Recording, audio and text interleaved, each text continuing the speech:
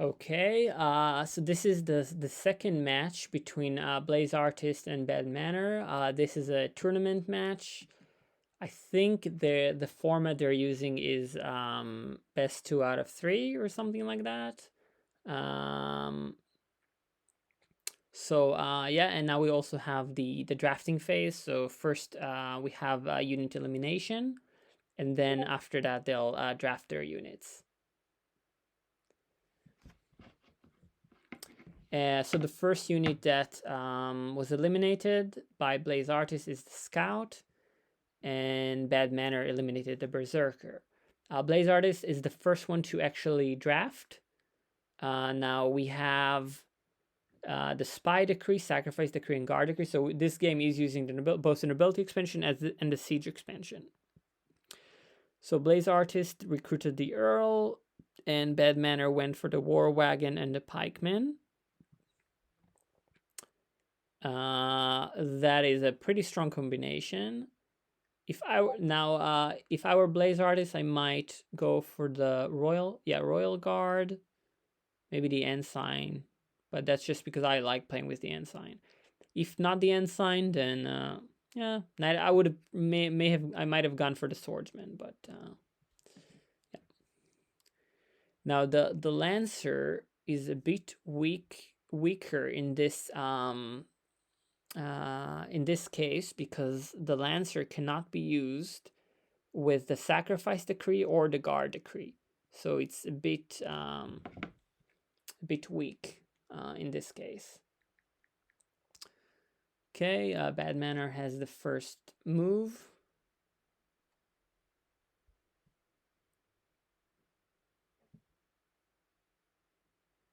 He recruits a War Wagon.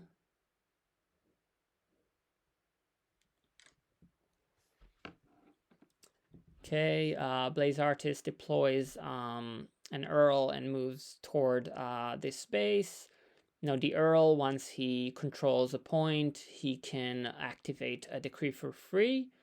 In this case, the decree that he'll probably be able to activate is the Spy Decree, unless he can control a base, because that's when he could use the Guard Decree, and if his unit is next to another unit of the opponents, then he could also use Sacrifice. Okay. So Badmanner recruited a War Wagon, and that's probably because he intends to use its siege tactic, which is to be able to push other units one space away. Push friendly units one space away. Okay, so both players are recruiting. Now the War Wagon will probably need to be bolstered so that Badmanner could use its ability. So I think he would bolster it and then maybe push the Swordsman onto the point. Yeah. I thought he was going to combine the War Wagon with the Pikeman, because that's a pretty strong combo. Now the Lancer it's pretty good in the Siege expansion because of exactly what Badmanner did. He just charged at a fort, and that lets the player position the Lancer in a more central and more strategic location early on in the game. Okay, the Earl just controlled the base. He activates the Spy Decree, and he chose to he passed, so he chose not to discard any of Badmanner's coins. The Ensign here was deployed next to the Royal Guard, which will give the Royal Guard a bit more mobility, like we've just seen. So yeah, the Ensign was used to move the Royal Guard onto the point. Okay, now it's looking pretty good for BlazeArtist, because he has these two bases are pretty much guaranteed.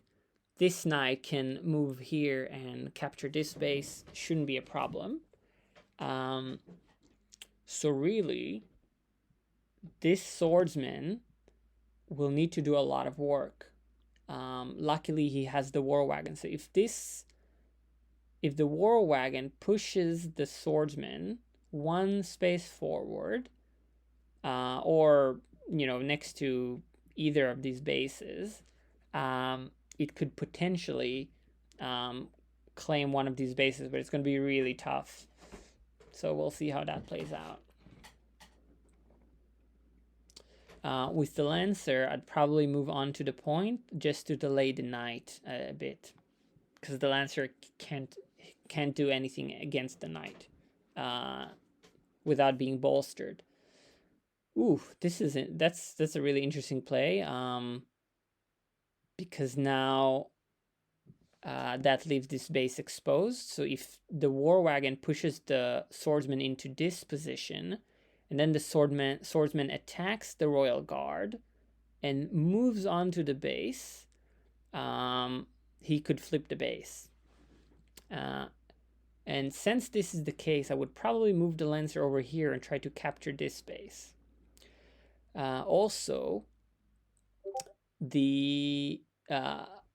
I would probably recruit another pikeman. Maybe not right now, but after the swordsman flips this base, I would recruit another pikeman. Okay, the knight moves on to the point. Hopefully we can save this Lancer, maybe move it here.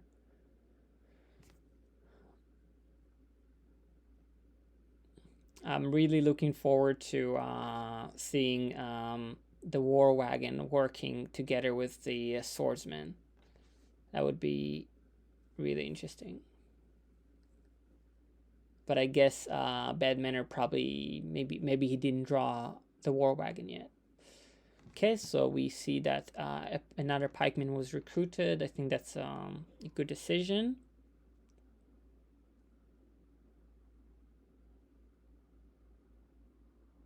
In terms of the units that BlazeArtist can still move, he can, yeah, he pretty much, he could have anything. Okay, so he controlled the base with the knight. So actually this knight could also just walk here pretty easily and capture this base as well.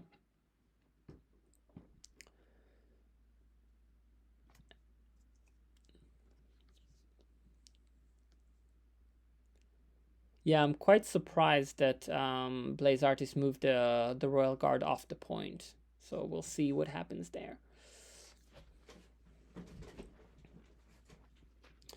Okay, the Earl was bolstered. So the Earl actually has no more... he's out of circulation. So really all BlazeArtist has, he has one ensign.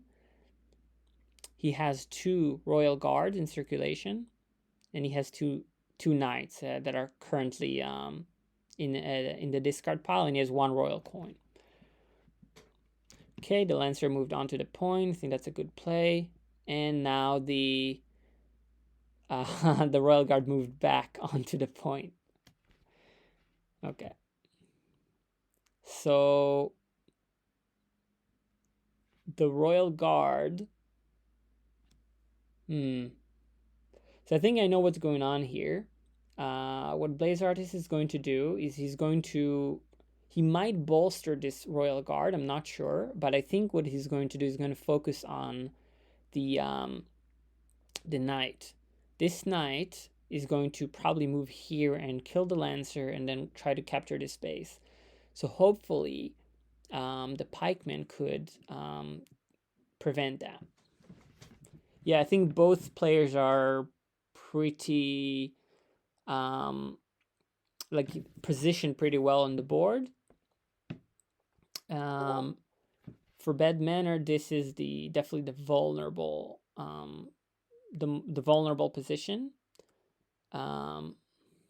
Oof. Wow, this is interesting. So the war wagon just pushed the swordsman 1 space. But instead of going against the royal guard, he decided to go against the earl. Now I can see why, because the earl cannot attack the swordsman except using the guard and sacrifice decrees.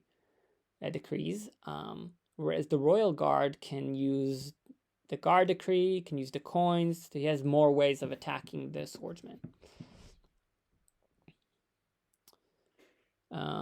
We do know that BlazeArtist discarded his royal coin because he must have activated some decree. Oh, he used it to move the royal guard. Okay. Okay, now the ensign was bolstered. Okay, this is the swordsman first attack. If he can flip this space, I think if Badmanner can flip this space, I think he can win this. Okay, this is also very good for Badmanner because this base is pretty much guaranteed to guaranteed for the pikeman. Okay, let's see. The swordsman will obviously attack again and again. He only needs to. So basically, he attacks once and then again, and the next time the second time he attacks, he can already move on to the base. What I might do in his place, I might move the swordsman here. Yeah, that's good. Okay, because now he has two options. So this royal guard, BlazeArtist needs to think: do I defend the base with the royal guard, or do I do something else with the royal guard? I don't know what he intends to do, because obviously if he kills this pikeman, then there will still be a pikeman on the board. He will lose the royal guard, and but the knight will be able to move safely closer because the pikeman will no longer be bolstered. So we'll see what happens. Okay, so Badmanner sacrificed the royal guard. Now, if Badmanner has another swordsman, he can move on to the point. And I think he might have this. He might win this. We'll see. Okay. So all that BlazeArtist has is knights in the bag. So he has knights and royal coins. So this last coin here is either a knight or a royal coin. Okay, it's a knight. He moves it next to the pikeman. Interesting. Pikeman captures the base. So I think Badmanner won this game. Yeah. Because his swordsman is pretty much guaranteed to move on to the base. Actually, BlazeArtist still has one knight left. Okay, the war wagon pushes the swordsman. Maybe I spoke too soon. Okay, so now BlazeArtist is on the point, so basically he can claim the initiative and is almost guaranteed to draw a knight, but Badmanner had a swordsman, so that was a very close match. Both players played really well. This was a really interesting match.